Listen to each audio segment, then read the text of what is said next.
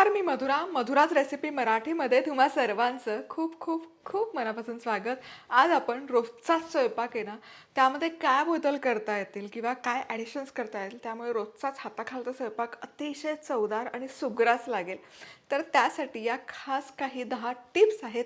तर अशाच मस्त टिप्स आणि त्याचसोबत चविष्ट चमचमीत रेसिपी व्हिडिओसाठी मधुराज रेसिपीला यूट्यूबवर सबस्क्राईब करा आणि इंस्टाग्रामवरही फॉलो करा. तर सगळ्यात आधी टिप नंबर 1, रोजचा स्वयंपाक म्हणलं की वरण आणि भात हा आलाच. तर भात आहे ना, भातासाठी तांदूळ आपण कुठला निवडतो त्यावर आपल्या त्या भाताची चव अवलंबून असते. तर शक्यतो थोडासा जुना तांदूळ घ्यायचा, म्हणजे मग तो खूप असा मऊ पण नाही पडत आणि खूप फडफडीत पण नाही होत. बरं, तांदूळ निवडताना शक्यतो सुवासिक तांदूळ निवडावा, जसं की आंबेमोहोर, इंद्रायणी. या तांदळाला या तांदळाच्या जातीला अंगचाच सुवास खूप छान असतो, त्यामुळे तो भात शिजला की घरामध्ये घमघमाट सुटतो आणि पटकन घेऊन खावासा वाटतो. आणि एक स्टेप पुढे जाऊन आपण जर केलं की तो भात आहे ना, छान असा शिजला पाहिजे, छान त्याचा पोत आला पाहिजे, तो दिसलाही सुंदर पाहिजे, लपलपीत किंवा फार असा फडफडीत पण नाही झाला पाहिजे. यासाठी काय करायचं, भात शिजताना त्यामध्ये ना अगदी अर्धा चमचाभर किंवा 2 ते 3 थेंब साजूक तूप घालायचं आणि ते मिक्स करायचं.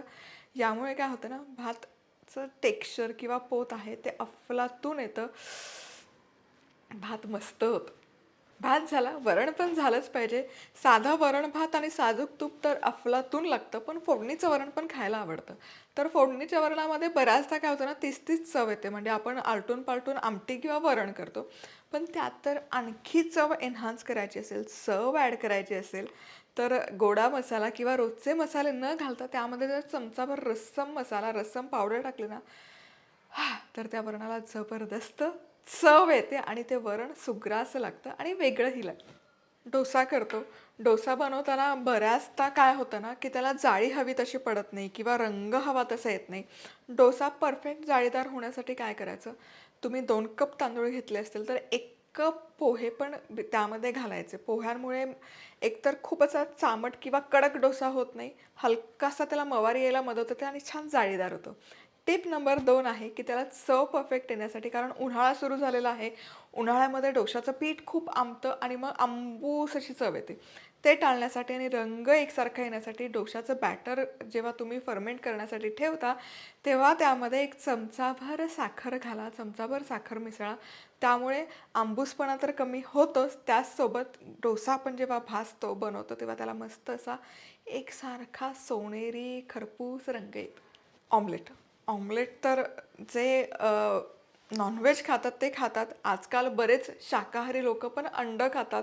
अंड्यामध्ये ऑमलेट आलंच. मी शाकाहारी आहे, पण मी अंडं नाही खात, अजिबात नाही खात, काहीच नाही खात. तर ऑमलेट आहे. त्यामध्ये काय होतं ना, जेव्हा आपण अंडं फेटतो आणि त्यामध्ये मसाले घालतो, तेव्हा मसाला एकसारखा पसरला नाही जात आणि त्या ऑमलेटला हवी तशी चव नाही येत किंवा तो मसाला कणांकणांमध्ये तो नाही जात. ते करण्यासाठी काय करायचं, जेव्हा अंडं फेटतो ना, तेव्हा त्यामध्ये कोथिंबीर, कांदा, मिरची जे काही घालायचं ते घाला. ऑमलेट तव्यावर टाका आणि ऑमलेट तव्यावर टाकल्यानंतर त्यावर वरून लाल तिखट, चाट मसाला असे जे काही मसाले तुम्हाला हवेत ते भुरभुरा. यामुळे काय होतं ना, त्या मसाल्यांची परफेक्ट चव, एकसारखी चव त्या ऑमलेटमध्ये उतरते आणि ऑमलेट अतिशय चवदार, चविष्ट लागतं. उपास-तापास असतात, संकष्टी असते. अशा वेळेस देवाला आपण जेव्हा नैवेद्य अर्पण करतो ना, तेव्हा पटकन होणारा पदार्थ म्हणून शिरा बनवतो. आता शिऱ्याचा पोत, त्याचं टेक्स्चर एकसारखं आलं पाहिजे आणि ते बराच वेळ तसंच राहायला पाहिजे, यासाठी एक खास टिप आहे. जेव्हा तुम्ही रवा भाजता, म्हणजे अर्धा कप जर रवा असेल, तर त्यामध्ये 1 चमचाभर रवा भाजत असतानाच तुम्ही बेसन लावा. बेसनमुळे काय होतं ना, रवा फार असा फडफडीत नाही होत, त्याला छान अशी मवारी येते आणि बराच वेळ तो शिरा आहे, त्याचा पोत आहे, त्याचा रंग आहे, त्याचा एकसंधपणा आहे, जसाच्या तसा राहतो आणि चवीला अफलातून लागतो. शेवईची खीर आपण बनवतोच. शिऱ्यासोबत पटकन होणारा पदार्थ कुठला असेल तर शेवईची खीर.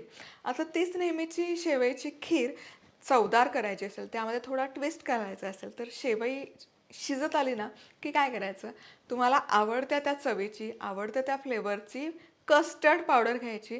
कस्टर्ड पावडर रूम टेम्परेचरच्या दुधामध्ये घोळवून घ्यायची आणि हा घोळ त्या शेवईच्या खिरीमध्ये टाकायचा. यामुळे काय होतं ना, त्या खिरीला अफलातून चव येते. रंगही येतो आणि हा ट्विस्ट आहे ना जबरदस्त लागतो. म्हणजे खीर एक स्टेप आपण चवीला पुढे नेतं.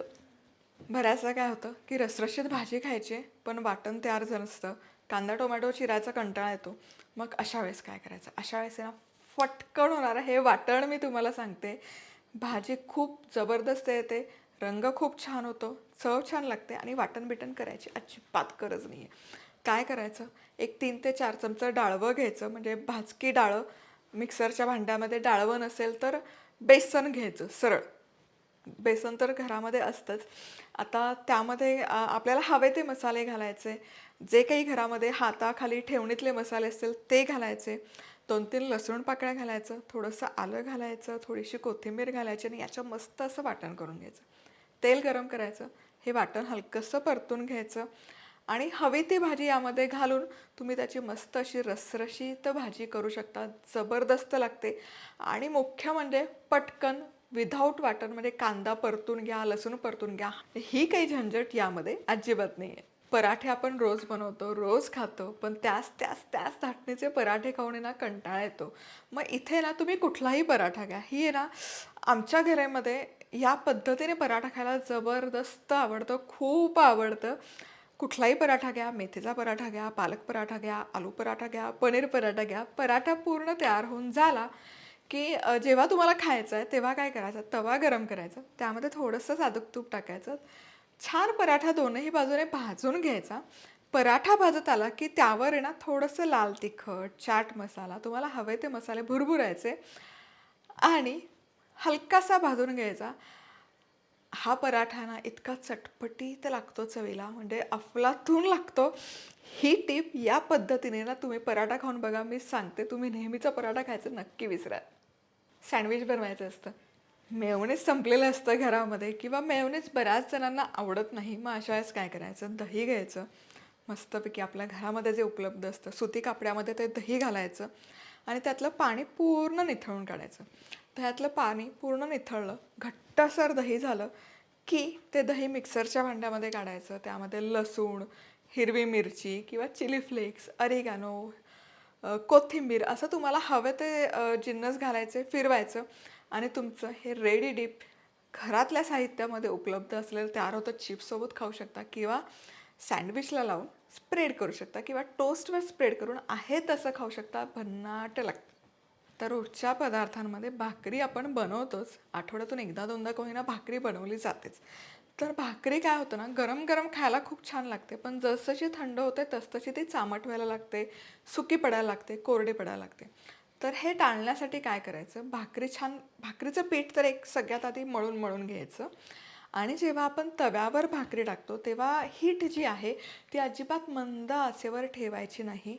भाकरी स्टार्ट टू एंड कायम हाय हीटवरच भाजायची आणि शक्यतो डायरेक्ट गॅसवर नाही भाजायची, तव्यावरच भाजून घ्यायची. यामुळे काय होतं ना, भाकरीतलं मॉइश्चर पूर्ण निघून नाही जात, त्यामध्ये मॉइश्चर राहतं आणि भाकरी चामट न होता बराच वेळ त्याचा तो पोत आहे, त्याचा जो मऊसूतपणा आहे तो तसाच बराच काळ टिकून राहतो. तर या होत्या काही आपल्या रोजच्या घरगुती वापरातल्या टिप्स, ज्यामुळे तुमचा रोजचा स्वयंपाक आहे ना सुकर होईल, चवदार होईल, चविष्ट होईल, खमंग होईल, खुसखुशीत होईल. या सोडूनही तुमच्याकडे काही टिप्स असतील तर खाली कमेंट करून पटकन कळवा. स्पेसिफिकली मसाल्यांचा जुगाड किंवा हॅक तुम्ही काय करता जेव्हा मसाल्याचं वाटण तयार नसतं, तेव्हा कमेंट करून नक्की कळवा. आणि पुन्हा भेटूयात अशाच मस्त जुगाड, हॅक्स, टिप्ससोबत आणि त्याचसोबत चमचमीत आणि झणझणीत रेसिपी व्हिडिओसोबत. तोवर मस्त राहा, खुश राहा, आनंदी राहा आणि सगळ्यात महत्त्वाचं खात राहा.